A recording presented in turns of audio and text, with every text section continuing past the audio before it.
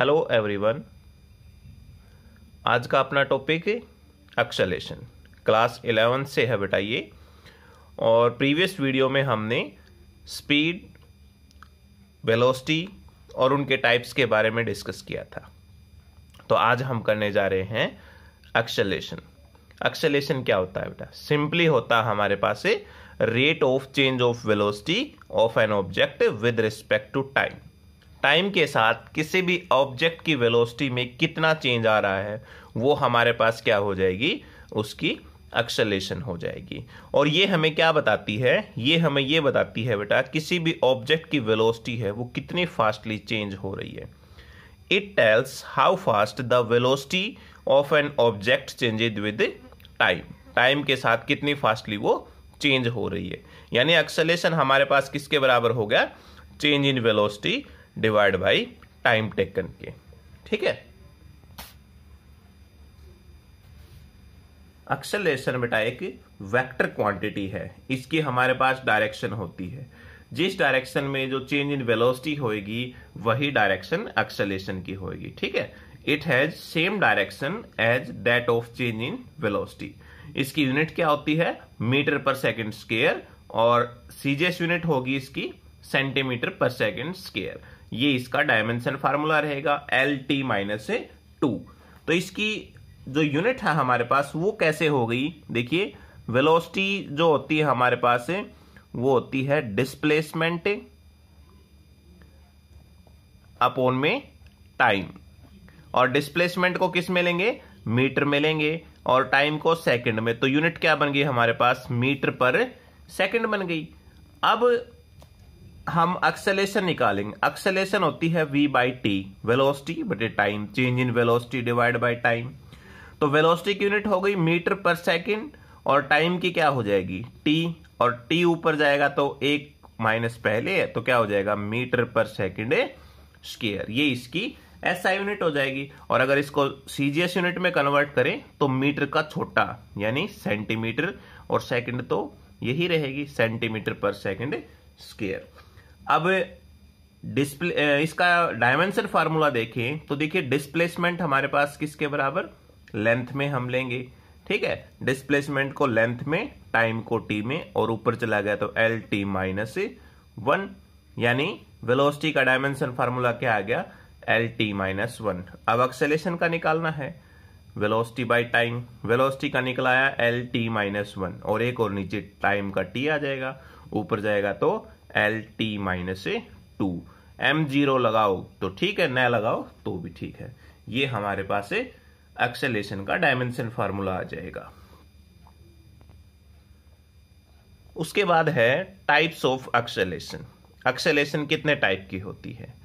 तो जैसे हमारी वेलोसिटी और स्पीड थी उसी प्रकार से हमारे पास 4 टाइप की जो एक्सेलरेशन होती है। अब पहली जो है यूनिफॉर्म एक्सेलरेशन। ये क्या होता है बेटा?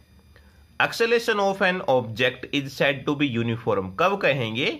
If its velocity changes by equal amount in equal interval of time.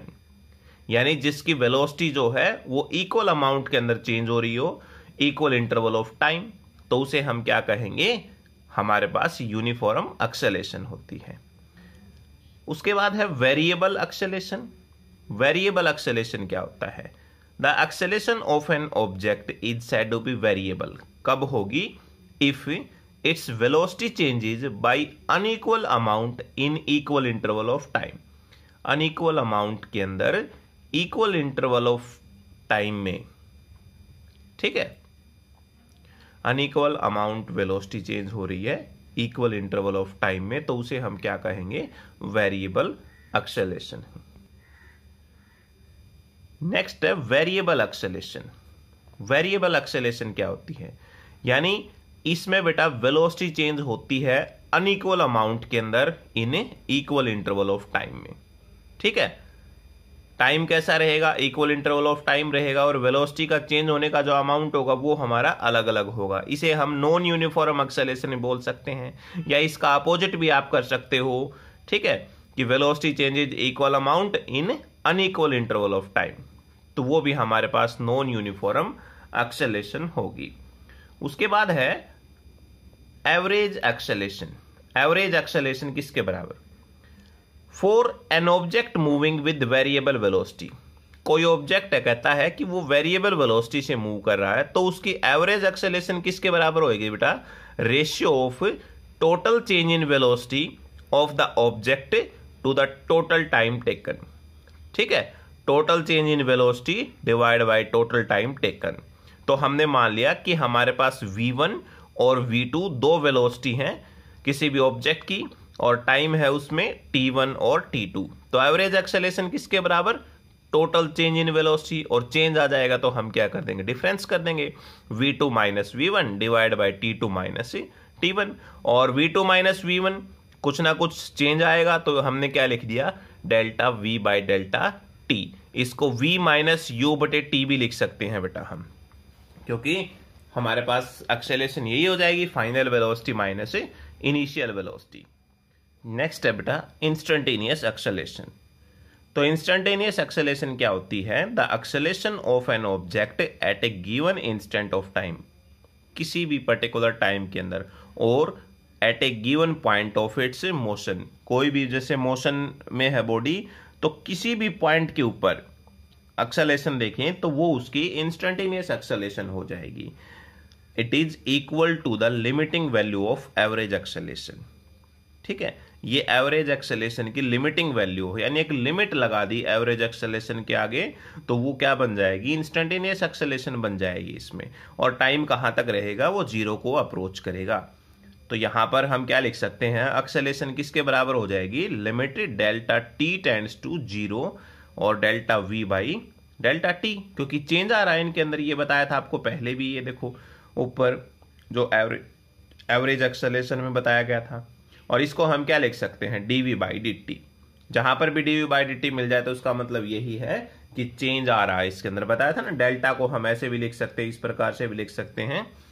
ठीक है, तो ये जैसे हमारी वेलोसिटी थी, स्पीड थी, उसी प्रकार से एक्सेलेरेशन है। एक्सेलेरेशन बेटा पॉजिटिव भी हो सकती है और वो नेगेटिव भी हो सकती है। पॉजिटिव एक्सेलेरेशन कब होगी? If the velocity of an object increases with time, यानी जब किसी भी ऑब्जेक्ट की वेलोसिटी टाइम के अनुसार इंक्रीज हो रही हो, तो हम कहेंगे वहां पर एक्सेलेरेशन क्या होगी? पॉजिटिव होगी। जैसे एग्जांपल में अगर देखें, व्हेन ए बस लीव्स ए बस स्टॉप। ठीक है, जब बस स्टॉप को पीछे छोड़ती है बस जो, या वहां से चलना शुरू करती है, तो उसकी एक्सेलेरेशन क्या होगी? पॉजिटिव होगी। क्यों? क्योंकि उसकी वेलोसिटी है वो टाइम के अनुसार बढ़ रही है। Negative acceleration, if the velocity of an object decreases with time, जब टाइम के अनुसार क्या हो? डिक्रीज हो, इट्स एक्सेलेरेशन क्या कहेंगे? नेगेटिव। एग्जाम्पल में अगर देखें, नेगेटिव एक्सेलेरेशन को बेटा रिटार्डेशन भी बोल देते हैं और डी एक्सेलेरेशन भी बोल देते हैं, ध्यान रखना इनको। जैसे एग्जांपल में देखें, व्हेन ए बस slow down on approaching A bus stop, जैसे बस स्टॉप के पास बस पहुंचती है तो उसकी जो वेलोसिटी है वो क्या होने लगती है? धीरे धीरे स्लो होने लगती है, क्योंकि ड्राइवर उसको रोकने लग जाएगा। It's acceleration is negative. तो वेलोसिटी उसकी नेगेटिव हो गई तो एक्सेलेरेशन भी क्या हो जाएगी? उसकी नेगेटिव हो जाएगी। उसके बाद कुछ ग्राफ हैं बेटा जो इंपॉर्टेंट हैं एग्जाम व्यू के according. Velocity time and position time graph for accelerated motion, यानी जब एक्सेलरेटेड मोशन होगा तो उस केस के अंदर वेलोसिटी टाइम और पोजीशन टाइम ग्राफ है वो क्या होगा, कैसे बनेगा वो। यानी यहां देखिए वेलोसिटी टाइम ग्राफ तो कैसे होगा? Velocity is directly proportional to time for accelerated motion, यानी जब हमारे पास एक्सेलरेटेड मोशन होगा, यानी किसी भी मोशन के अंदर एक्सेलेरेशन है, तो इसका मतलब ये है कि उसकी वेलोसिटी जो है वो डायरेक्टली प्रोपोर्शनल होगी टाइम के अनुसार। अगर टाइम बढ़ेगा तो वेलोसिटी बढ़ेगी, अगर टाइम घटेगा तो वेलोसिटी भी घटेगी। कहने का मतलब ग्राफ कैसा आएगा? एक स्ट्रेट लाइन ग्राफ आएगा। Thus the graph between velocity and time is a straight line which is inclined to time axis, यानी टाइम एक्सिस के क्या होगा? वो इंक्लाइंड होगा। जैसे एक के अलोंग हमने वेलोसिटी ले ली और दूसरे के अलोंग हमने क्या ले लिया? टाइम ले लिया। ठीक है, तो इस प्रकार से जो ग्राफ कैसा होगा, बिल्कुल स्ट्रेट लाइन ग्राफ आएगा, ये ऐसा आएगा। क्योंकि यहां पर अगर देखें कोई वैल्यू टाइम है, अगर मान लो 1 सेकेंड है यहां पर टाइम, तो इधर भी क्या होगा 1 मीटर पर सेकेंड जो हमारे पास से वेलोसिटी होएगी। यानी ग्राफ बिल्कुल हमारे पास से क्या आएगा, एक स्ट्रेट लाइन ग्राफ आएगा। और किसी भी टाइम t के अंदर अगर देखें यहां पर, तो इसके अलावा हम वेलोसिटी ले रहे हैं और ये हमारे पास टाइम है।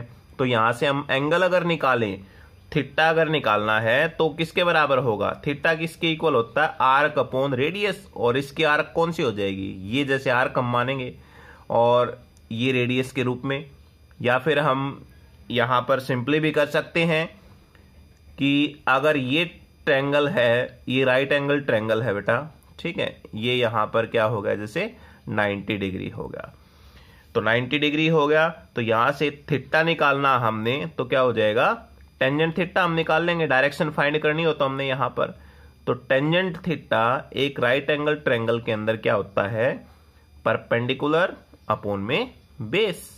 और परपेंडिकुलर कितना है, डेल्टा वी, और डिवाइड बाय डेल्टा टी।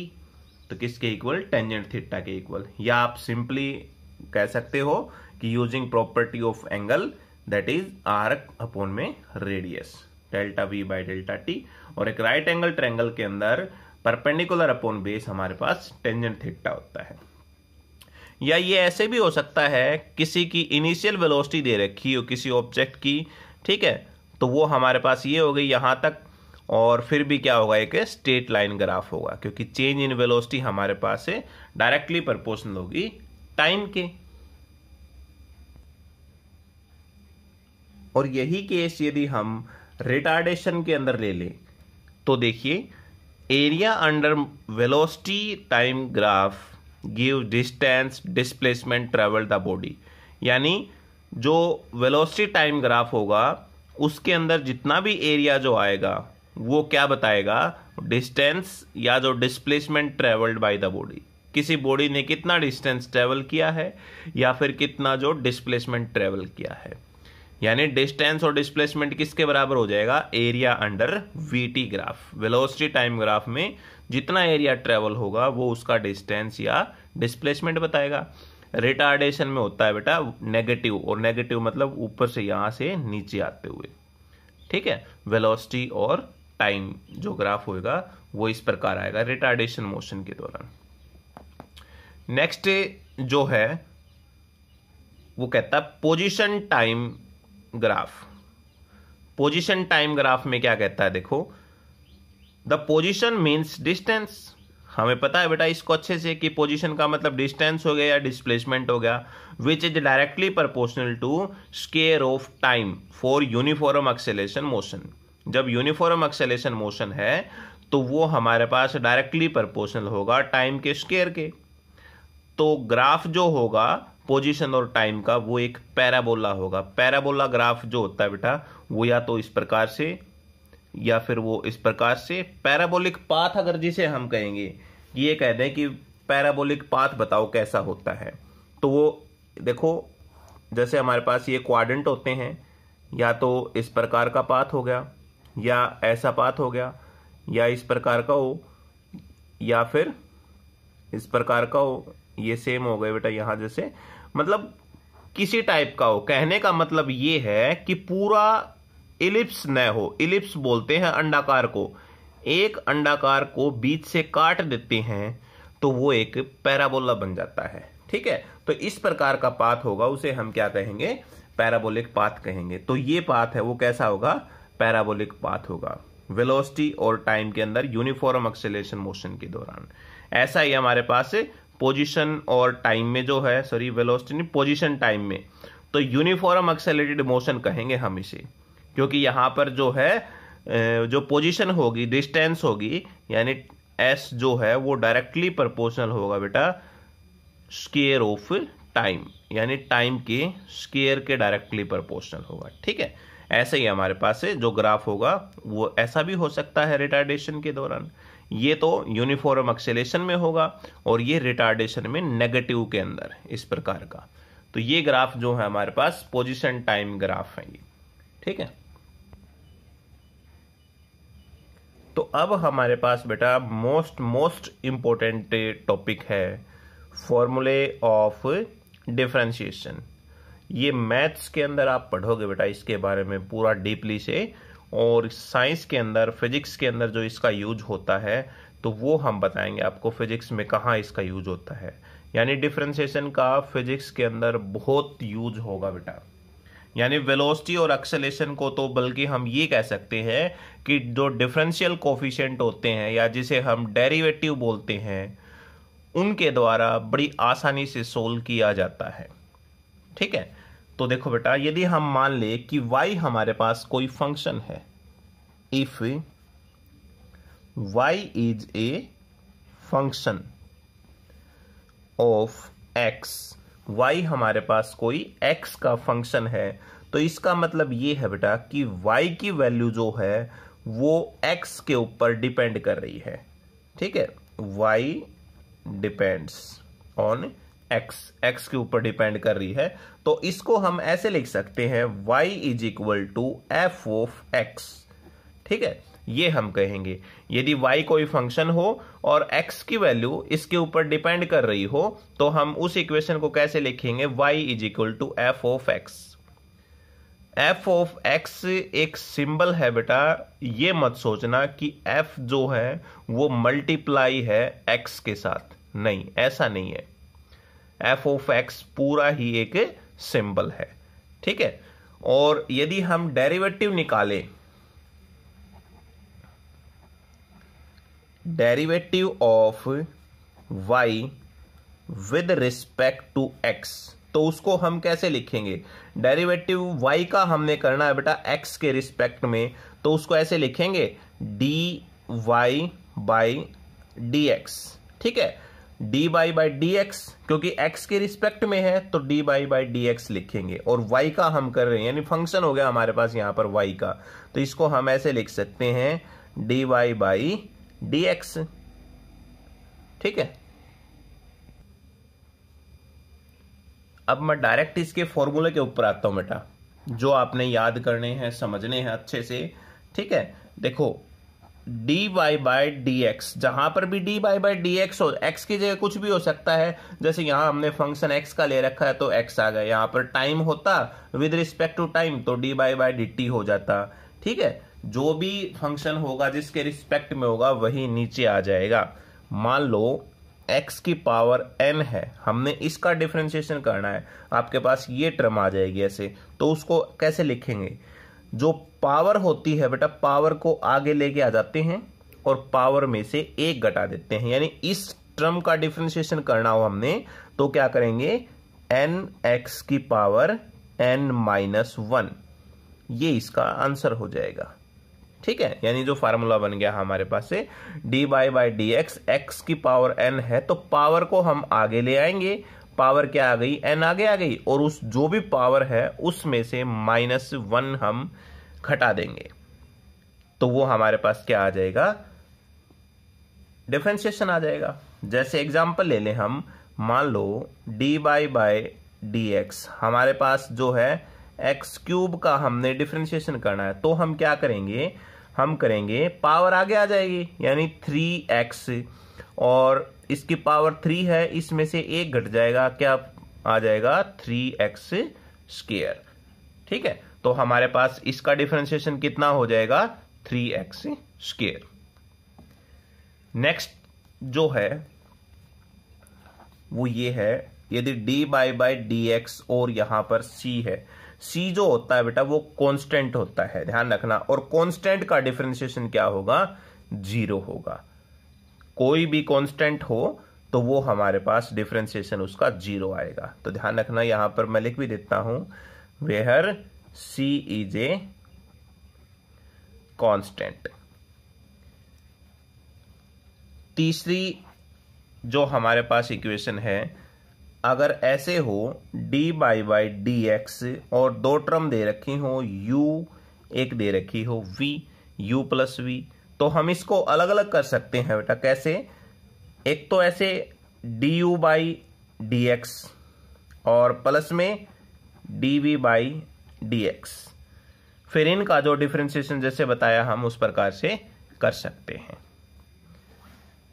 ऐसे ही हमारे पास यदि मल्टीप्लाई में आ जाए ये u और ये मल्टीप्लाई में आ जाए तो हम कैसे करेंगे?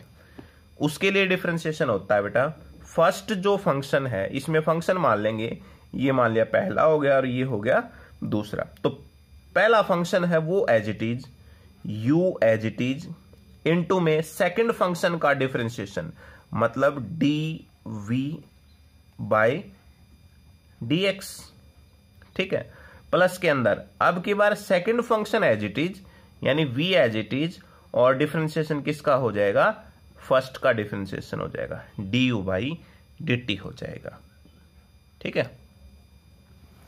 तो ये हमारे पास से मल्टीप्लाई का हो गया। ऐसे ही हमारे पास यदि डिवाइड का हो जाए तो हम कैसे करेंगे? dy बाई dx हमारे पास हो u डिवाइड बाई v, तो हम कैसे करेंगे? तो इसमें देखो बेटा, नीचे जो है नीचे है उसका स्क्वायर, यानी जो भी नीचे टर्म आएगी उसका हम क्या कर देंगे? डायरेक्ट स्क्वायर कर देंगे, और नीचे जो भी है उसको एज इट इज लिखो, इनटू में जो ऊपर है उसका डिफरेंशिएशन कर दो, माइनस में ऊपर जो है उसको एज इट इज और इनटू में फर्स्ट का डिफरेंशिएशन कर दो। इसमें भी आप मान सकते हो फर्स्ट सेकंड जैसे, बाकी ये ध्यान रखना इसमें जो नीचे टर्म होगी उसका आप स्क्वायर कर दो डायरेक्ट, फिर नीचे वाले को ऊपर एज इट इज रखो, फिर जो ऊपर है उसका डिफरेंशिएशन कर दो, माइनस में ऊपर वाली और फिर नीचे वाली का डिफरेंशिएशन इनटू में। तो इस तरह की कोई भी टर्म होंगी तो उसमें हम ये फॉर्मूला यूज करें। अब कुछ ट्रिग्नोमेट्रिक रेशियो हैं जिनका डिफरेंशिएशन हम कर रहे हो, तो क्या फार्मूला रहेगा? देखो बेटा, डी बाई dx यदि साइन x का डिफरेंशिएशन करेंगे तो कोस x आएगा, D by dx cos x है तो हमारे पास माइनस साइन x आएगा, यदि d by dx tangent x हो तो उसका सीकेंट स्क्वायर x डिफरेंशिएशन होगा, यदि d by dx cosecant x हो तो हमारा डिफरेंशिएशन होगा minus cosecant x into cot x। ऐसे ही d by dx secant x हो तो फार्मूला हमारा रहेगा secant x into tangent x, और d by dx cot x हो तो माइनस कोसिकेंट स्क्वायर x। ये हमारे पास है ट्रिग्नोमेट्रिक रेशियो जो है उनके डिफरेंशिएशन के फॉर्मूले हो जाएंगे। तो इनको आपने अच्छे से याद करना है, ये बहुत जगह यूज होंगे बेटा।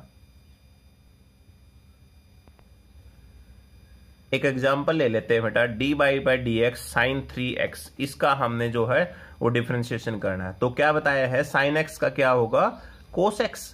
तो क्या कर देंगे, जो आपके पास है डी बाई dx, इसका अगर हम डिफरेंशिएशन निकालें तो वो हो जाएगा cos x, और cos x कितना? 3x।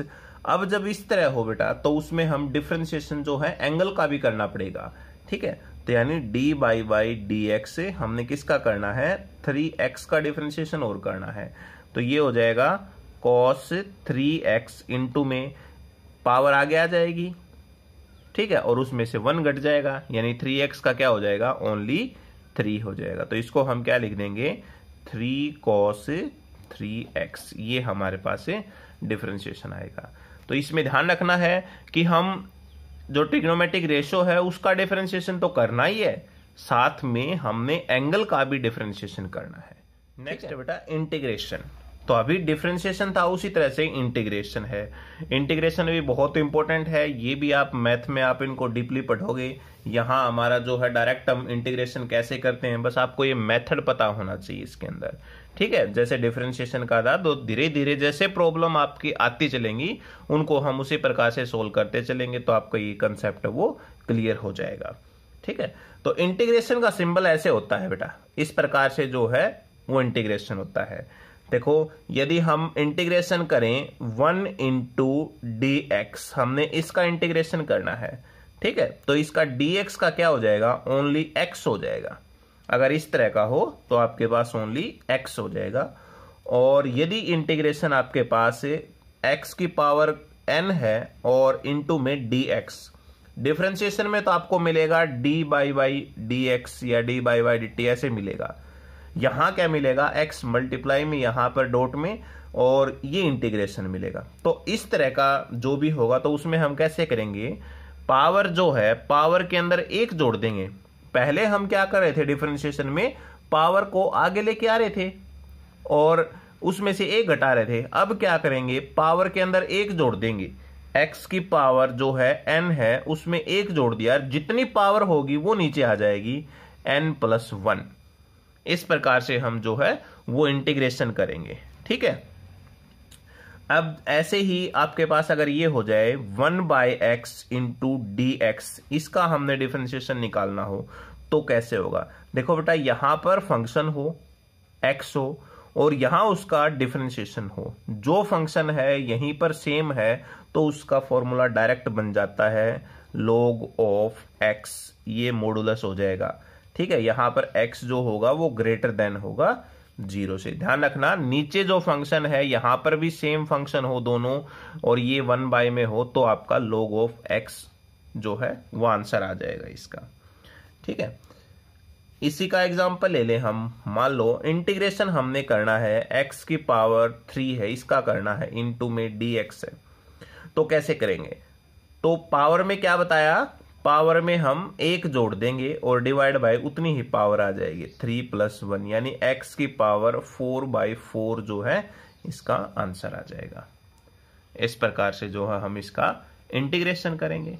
ठीक है, ऐसे ही जो इंटीग्रेशन करना हो, e की पावर x का इंटीग्रेशन करना हो dx, तो e की पावर x एक्सपोनेंशियल बोलते हैं e को, तो इसकी पावर जो है वो हमेशा एज इट इज रह जाएगी बेटा, e की पावर x ही रह जाएगी।